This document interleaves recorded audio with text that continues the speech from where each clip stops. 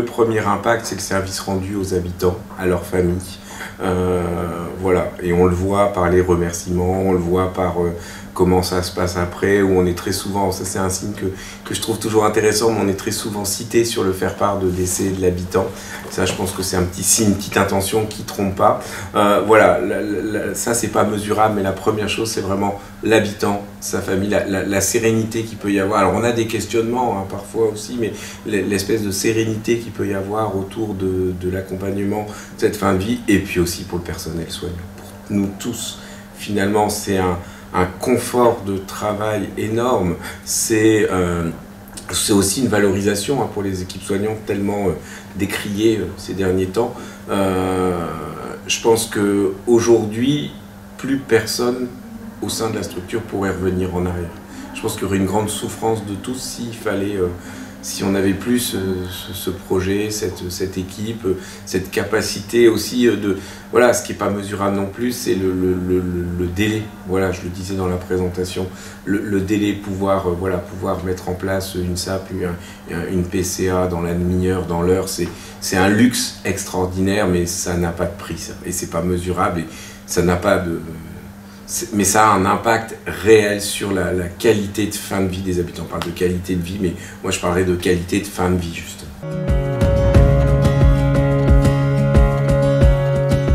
L'établissement a été très touché par la pandémie, très vite, très tôt, beaucoup. Et comme tout le monde, on ne savait pas trop où on allait au départ, on ne se connaissait pas ce drôle de virus. Et finalement, on a suivi un peu les consignes, hein, les recommandations, donc notamment je pense à la mise en place d'un secteur Covid. Alors là, on a monté en 48 heures un vrai service de médecine gériatrique et la compétence acquise dans les prises en soins palliatifs, ça a permis de faire face très vite. Très vite, il y a eu, et puis il y a une volonté d'eux aussi, des équipes, donc très vite il y a eu une volonté, on a pu mettre en place infirmière 24 heures sur 24 pour l'unité Covid, on a pu mettre en place, on a fait des perfusions, on est allé se fournir à l'hôpital d'antibiotiques intraveineux, on a fait on a fait un service de médecine gériatrique au sein de l'EHPAD, très, très vite.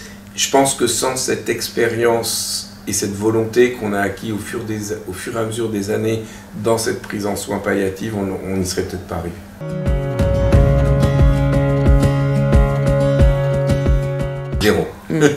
Zéro. Donc non, on est un peu, je reprends un peu l'association d'hier, un peu des zèbres hein, dans notre façon de prendre les soins palliatifs. Donc c'est pas, alors on en a. Au moment de la négociation du CEPOM, on avait présenté le projet à l'ARS qui nous avait dit que c'était très bien, mais que voilà, il n'y a pas d'enveloppe budgétaire ou quoi que ce soit par rapport à ça. Alors ça a un coût, alors moi je ne suis pas financier du tout, donc j'avoue hein, très humblement, j'ai aucune idée des coûts que ça représente, mais comme je l'ai dit dans l'exposé, ça a valorisé notre coupe pathos, donc est-ce que finalement on ne s'y retrouve pas? C'est très très difficile à dire, mais je pense que cette démarche elle va au-delà du coût finalement. Ça va au-delà du coût que ça peut avoir, ça va... c'est vraiment moi j'appelle ça un luxe finalement de pouvoir faire comme ça.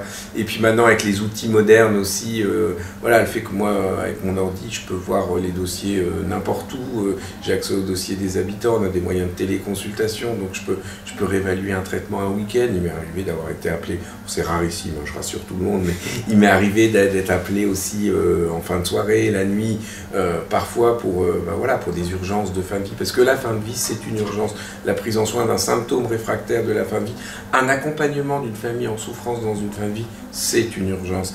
Et voilà, c'est ce que je disais, c'est quasiment équipe mobile à domicile 24 heures sur 24, 7 jours sur 7. Et ça on le trouve nulle part ailleurs.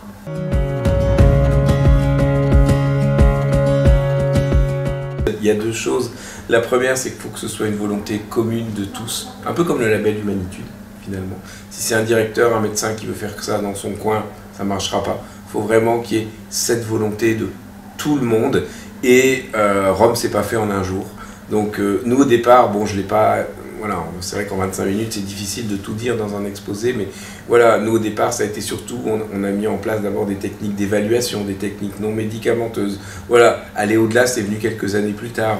Voilà, le fait d'avoir cette prise en soin médicamenteuse, d'avoir des seringues autopulsées, des PCA à disposition à l'EHPAD, c'est venu quelques années plus tard. Donc voilà, faut pas vouloir mettre la charrue avant les bœufs, faut aller pas à pas, mais j'insiste, voilà. Si c'est le directeur qui veut faire ça dans son coin et que personne ne suit, ça ne marchera pas. Si c'est une équipe qui veut faire ça, faut convaincre peut-être qu'aussi. Il faut convaincre et montrer. Nous, on est... Voilà.